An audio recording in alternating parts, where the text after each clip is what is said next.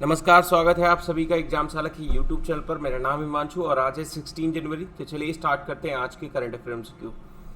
आज के current affair MCQ में पहला क्वेश्चन आपके लिए, जहां पर आपसे पूछा है कि अभी हाल ही में किसे अपॉइंट किया गया है नया chief justice Guwahati high court का।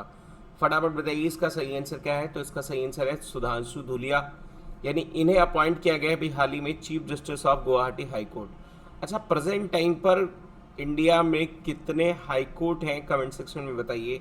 इंडिया में कितने हाई कोर्ट हैं ये आप कमेंट सेक्शन में मेंशन करिए फटाफट। तो हम लोग यहाँ पर बात कर रहे हैं सुधांशु धूलिया, ये अभी नेक्स्ट चीफ जस्टिस होंगे किसके, गुवाहाटी हाई कोर्ट के। कोई भी चीफ जस्टिस होता है, मतलब कोई भी चीफ जस्टिस होता है हाई कोर्ट का, तो उसका अपॉइंटमेंट किसके द्वारा किया जाता है, अपॉइंटमेंट किया जाता है president by president, and he is slowly responsible for the appointment any जज इन द हाई कोर्ट। मतलब पूरी किसी भी जज में हो सकता है। आपको यहाँ पर पता है कि कोई भी जो जज यहाँ पर चीफ जस्टिस है वो कहीं पर भी मतलब कि उसका ट्रांसफर किया जा सकता है with the consult of chief justice of India, है ना। प्रेसिडेंट यहाँ पर कंसल्ट करेगा और साथ साथ में जो हाई कोर्ट होंगे उनके जस्टिस से कंसल्ट करेगा और फिर उसका ट्रांसफर भी कर सकते हैं। ठीक है, तो किसी भी उसमें हाई कोर्ट में ट्रांसफर हो सकता है। आगे बात करते हैं कि कोई भी जज यानी अपॉइंटमेंट अगर होना है तो उसके लिए क्या क्या एलिजिबिलिटी होनी चाहिए। ठीक है, तो सबसे पहले यानी उसका यहाँ पर आप देखोगे कि एक वकील जो लगभग एक मोर देन बैरिस्टर्स के रूप में 5 ईयर्स से ज़्यादा हो, और एक सिविल सर्वेंट यानी 10 ईयर्स से ज़्यादा यहाँ पर आप जिला कोर्ट एटलीस्ट में यहाँ पर 10 साल तक काम किया हो, और साथ साथ में यहाँ पर आप देखोगे 10 ईयर्स के लिए वो एक तरीके से जाना माना वकील हो। ठीक है, और हाई कोर्ट में तो लगभग इतने साल का एक्सपीरियंस हो तो वो हाई कोर्ट में जस्टिस बन सकता है, और उसकी एज यानी 62 ईयर्स के लिए 62 ईयर्स से ज़्यादा नहीं होनी चाहिए, ये चीज़ याद रखना है आपको। ठीक है, तो बात करते हैं हम आगे नेक्स्ट क्वेश्चन पर। नेक्स्ट क्वेश्चन में आपसे पूछा कि अभी हाल ही में किस स्टेट गवर्नमेंट ने फ्री बस सर्विस शुरू की है for the women and senior citizen under the ब्राह्मण सारथी स्कीम्स। ठीक है, तो ब्राह्मण सारथी स्कीम्स यानी ऐसा नहीं कि इसमें ब्राह्मण के लिए सिर्फ और सिर्फ होगा, तो ये है किसके लिए, वुमेन और सीनियर सिटीजन्स के लिए। तो ऐसा सेवा शुरू किया है किसने, आसाम सरकार ने।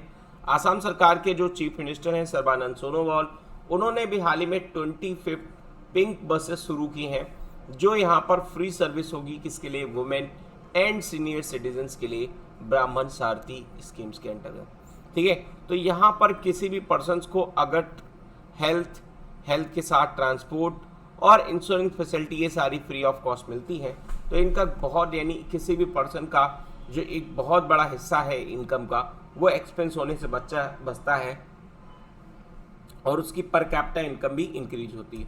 चलिए आगे बात करते हैं नेक्स्ट क्वेश्चन पर। नेक्स्ट क्वेश्चन में आपसे पूछा है कि हाल ही में किसने साइन कॉन्ट्रैक्ट किया है विद द आइडिया फोर्ज, एक कंपनी है जिसके साथ $20 मिलियन का यहाँ पर एक एग्रीमेंट साइन किया गया है स्विच अनमैन्ड एरियल व्हीकल्स के लिए, यानी यूएवी एक ड्रोन है उसके लिए यहाँ पर साइन अप किया गया। तो फटाफट बताइए इसका सही आंसर क्या है। तो इसका सही आंसर है इंडियन आर्मी। इंडियन आर्मी ने भी हाल ही में क्या किया है, स्विच अनमैन्ड एयर व्हीकल्स के लिए यहाँ पर $20 मिलियन का एक लोन एग्रीमेंट, मतलब एक तरीके से एग्रीमेंट साइन किया है कि हम लोग यहाँ पर एक स्विच अनमैन्ड एयर व्हीकल्स को लेंगे जो जिसके अनडिस्क्लोज क्वांटिटी है, मतलब अभी क्वांटिटी डिस्क्लोज नहीं की गई है, और एक हाई एल्टीट्यूड ड्रोन्स होंगे जो कि डिलीवर किए जाएंगे over the period of 1 years.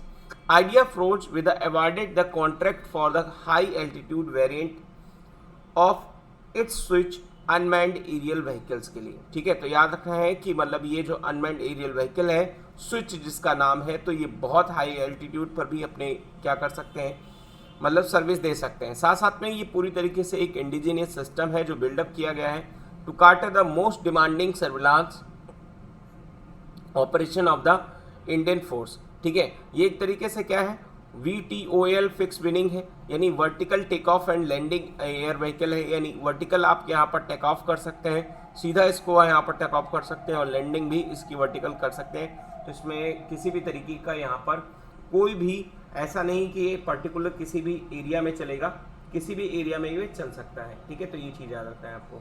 आगे बात करते हैं नेक्स्ट क्वेश्चन पर। नेक्स्ट क्वेश्चन में आपसे पूछे कि इंडिया की पहली indigenous 9mm machine pistol jointly अभी हाल ही में डेवलप की गई है किसके द्वारा, इंडियन आर्मी या फिर यहाँ पर बताना है किसके द्वारा, तो यहाँ पर इसका सही आंसर है DRDO के द्वारा यहाँ पर ये डेवलप की गई है। तो इंडिया की पहली इंडिजीनियस 9mm मशीन पिस्टल यहाँ पर डेवलप की गई है इंडियन आर्मी के द्वारा, डिफेंस रिसर्च डेवलपमेंट ऑर्गेनाइजेशन है ना, इसके द्वारा यहाँ पर डेवलप की गई है। और इस पिस्टल का नाम क्या रखा गया है, आसमी, ठीक है, which means self respect, hard work and the pride, ठीक है, इसका मतलब होता है। इसका भी हाल ही में 3D प्रिंटिंग प्रोसेस शुरू हुआ है और इसकी डिजाइनिंग और प्रोटोटाइपिंग, और उसके बाद अभी यहाँ पर देखोगे ये जल्द ही इंडियन आर्मी को डिलीवर कर दी जाएगी, ठीक है। तो आगे बात करते हैं नेक्स्ट क्वेश्चन पर। नेक्स्ट क्वेश्चन में आपसे पूछा कि हाल ही में किस कंट्री ने साइन किया है एक MOU, है ना, to strengthen the cooperation in information communication technology के साथ, ठीक है। तो इसका सही आंसर क्या है, जापान। जापान के साथ अभी हाल ही में इंडिया ने एक एग्रीमेंट साइन किया है in the field of information and communication technology. MOU was signed, किसके द्वारा साइन किया गया है, रविशंकर प्रसाद जो हमारे union minister of communication and electronics IT ministers हैं, और साथ में तेकेडा रोहिता ये जो इंटरनल मिनिस्टर्स हैं, है ना। तो ये MOU जो साइन किया गया है ये इंडिया को और हेल्प करेगा किस चीज में, कोऑपरेट करेगा field telecom security, 5G technology, spectrum management, submarine optical fibre cable, है ना, Indian island, high altitude platform, broadband, है ना, unconnected area, disaster management, public safety, smart cities, इन सभी चीजों में ये हमारा हेल्प करेगा, ठीक है।